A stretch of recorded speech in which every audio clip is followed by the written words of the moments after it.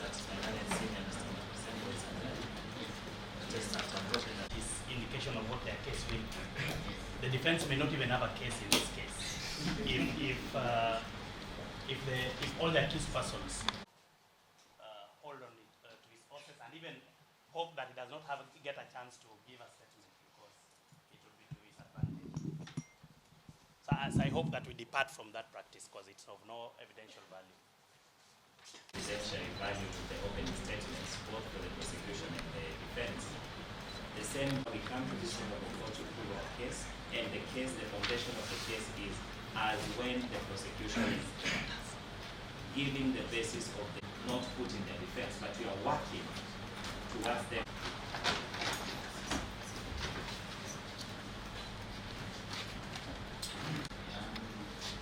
So I've had counsel that is and Most of them. that's actually how we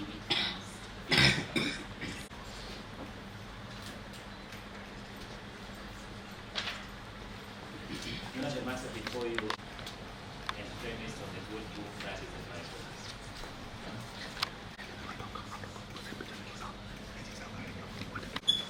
Yes, Mr. Wiki here will address the court on how we are going to proceed because we have a 7 is deceased. And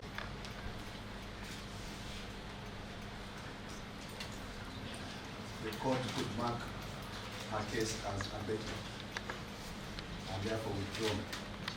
Yes, we will share with the court. As we speak, there is an inquest That was already presented to the other courts. It's a matter that we've already taken account for, and we have no objection to that case abating against the 57th accused person, as she was then. So, Your Honor, for the benefit of the accused persons, we do not wish for the same to delay any proceedings either today or in days that are coming.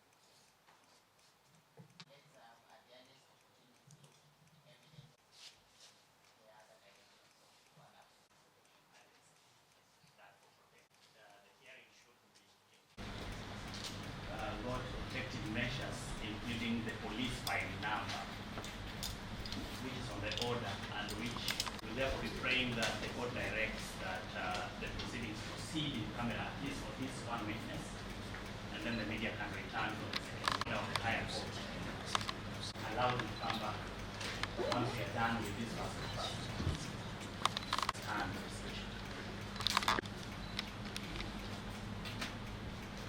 because the same was unfortunately not included in the order.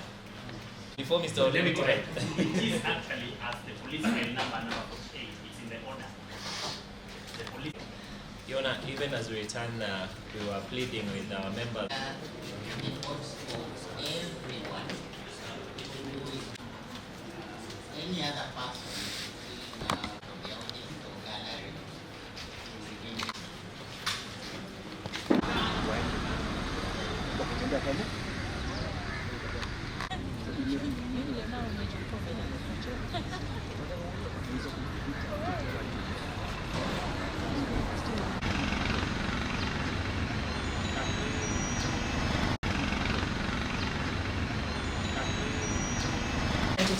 expose the country to what may be its worst experience from religious extremism.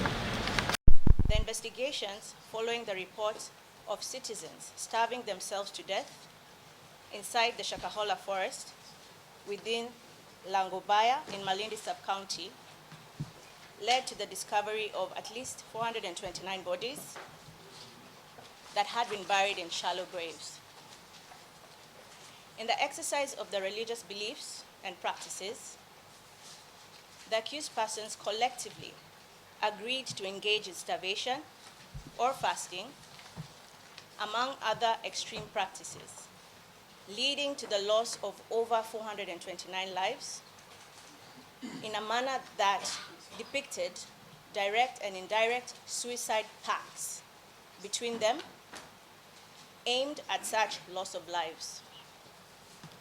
Led by the first accused person, the accused persons, under the banner of their Good News International Church and relying on the false religious teachings led by the first accused person, and on the basis of the unwritten common agreement, which is the suicide pact, between themselves and the deceased victims and others, to have everyone in the church die from fasting or starvation.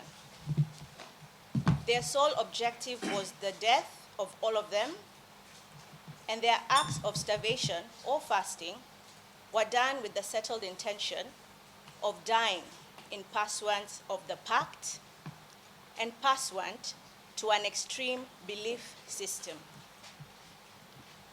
The prosecution shall lead evidence showing how, in pursuit of the suicide pact, the accused persons had planned to have everyone in the church die from starvation or fasting, starting from children to their mothers and finally their fathers, in a false belief or religious victory thereafter. As a result, 238 adults and over 191 innocent children, whose innocence had been taken advantage of, had been confirmed dead from these extreme religious beliefs of the accused persons at the time of drafting the instant charges. The 429 victims of the pact with the accused persons, led by the first accused, are not just numbers. The case before you, Your Honor, is not just for a trial, but for a reckoning. The case before you is not about a single crime, but a web of atrocities woven by the accused persons, the first accused person in particular.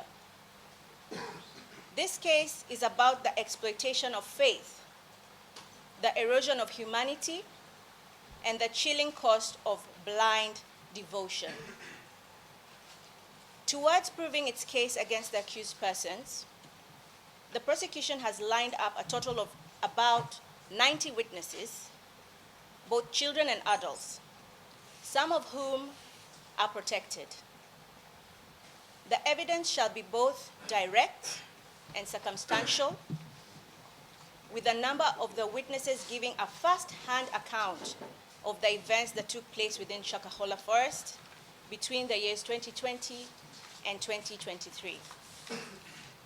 The prosecution is certain that at the close of its case, this honorable court shall have a clear view of the existence of the suicide pact and the religious pursuance thereof, and leading to culpability of each of the accused persons as charged, and will implore upon this honorable court to find, based on the entirety of the evidence presented, that each of the accused persons had arrived at the common intention to die, leading to the death of each of the victims.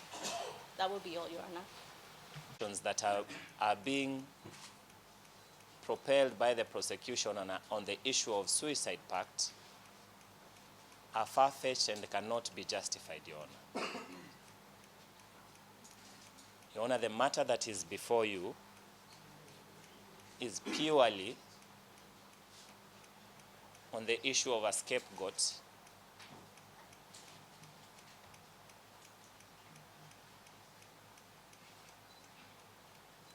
on the question of bodies allegedly found at a particular area within the vicinity of a particular region.